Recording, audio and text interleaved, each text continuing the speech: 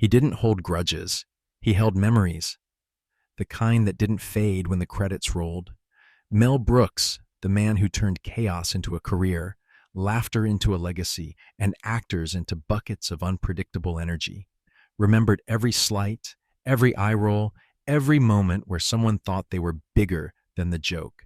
And in Hollywood, that kind of memory was lethal. Because if you lost Brooks's trust, you didn't just lose a role, you lost the room, and nobody ever got it back. For more than 6 decades, Mel Brooks didn't just make movies. He made systems, whirling planets of punchlines, timing, and precision comedy where every actor was a cog designed to keep the laughs spinning. And when one of those cogs slipped, when someone dragged the rhythm down or tried to control it, Brooks didn't shout. He didn't storm off. He quietly erased that person from his universe. No press release, no dramatic feud, just silence. And there were 5 actors he never forgot. The first was a Broadway heavyweight, a man who walked onto a Mel Brooks set wearing a crown and found out the hard way that there was no throne in a Brooks production. Frank Langella looked perfect on paper, magnetic, commanding, classically trained. He'd just played Dracula on Broadway. It was serious, acclaimed, dramatic. The problem, Mel Brooks was not making serious. He was making chaos. Langella walked into pre-production for Dracula, dead and loving it like he was reprising Hamlet. He took melodrama seriously. Brooks took comedy seriously. Langella paused for effect. Brooks wanted him slipping on a candelabra. Rehearsals stalled. The cast froze. Brooks tried every direction he could think of to loosen him, whispering jokes, rewriting lines, begging Langella to react, to breathe, to honor the rhythm. It didn't work. Langella gave every line like it was etched in stone. The man was playing Dracula. Brooks wanted someone surviving slapstick, not delivering Shakespeare. The final straw came at a table read when Langella asked if Brooks wanted him to mock the text. Brooks stared at him for a moment and said, "No, I want you to survive it." Langella was quietly replaced. No scene, no tabloids. Just Leslie Nielsen showing up where Dracula used to be.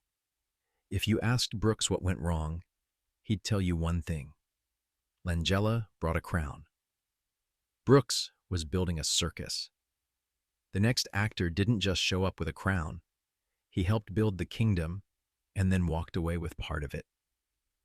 Gene Wilder wasn't just a collaborator. He was Mel Brooks' other half, the producers, Blazing Saddles, Young Frankenstein. Together, they weren't just rewriting comedy. They were inventing a new language for it.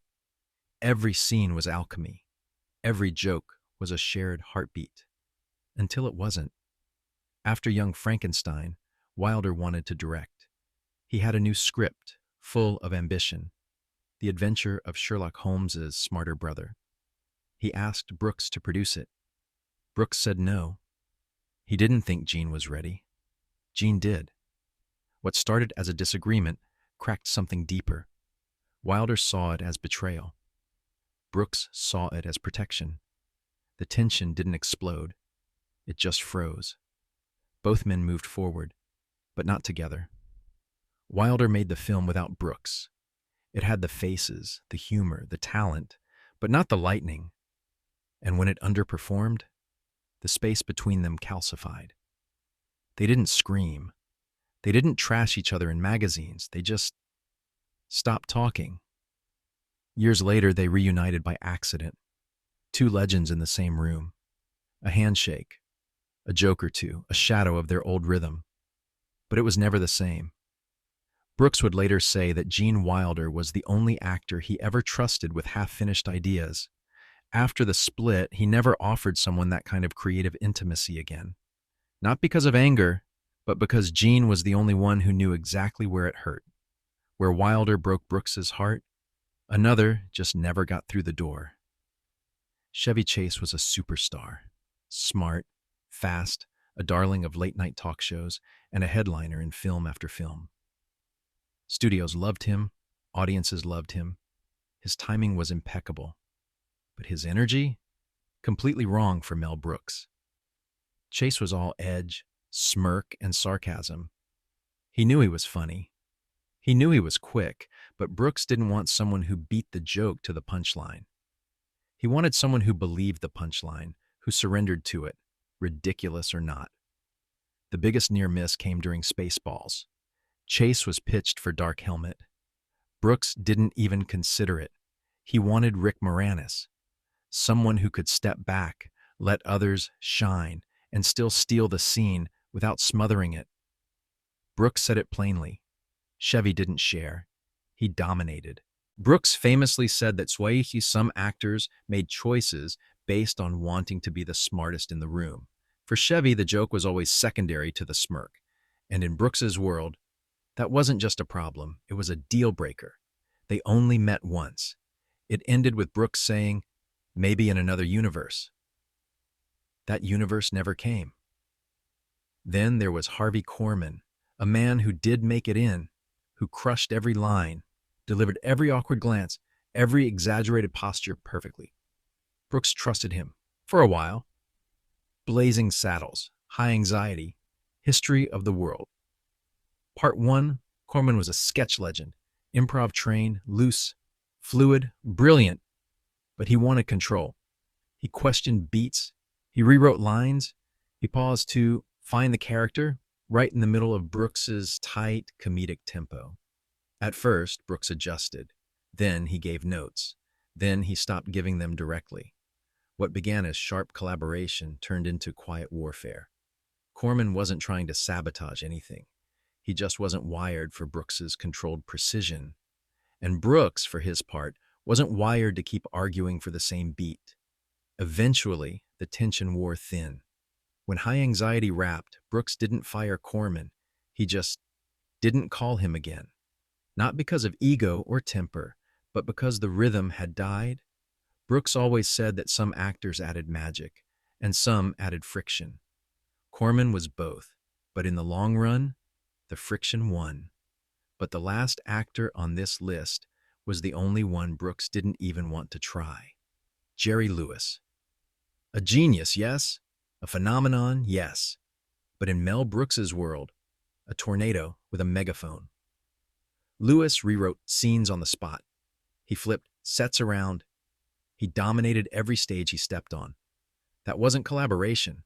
That was takeover. Studios tried to marry their brands. Comedy's two kings in one film. Brooks refused every time. The only real attempt happened during casting for Life Stinks. The studio pushed Lewis to play a supporting role. Brooks said no. Not because Lewis wasn't brilliant, but because he was too brilliant, too loud, too controlling, too determined to make his version of the film inside your version of the film. Brooks didn't cast personalities. He cast balance. They met once. Jerry talked about himself for 15 minutes straight. Brooks excused himself to the restroom and never came back. Later, he said, "Jerry was a genius who needed applause. I needed quiet." The clash never happened, and that's what made it permanent. In the end, Mel Brooks didn't blacklist actors for lack of talent. He never punished someone for being bad.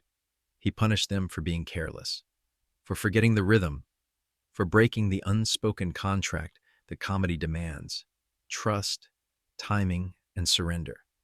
In his world, you could be chaotic, you could be odd, you could even be difficult, but you could never forget that comedy, like a family, doesn't work when someone is trying to eat alone. So who do you think almost made the list? Who else walked into a Mel Brooks universe and got quietly erased from it? Drop your guesses in the comments.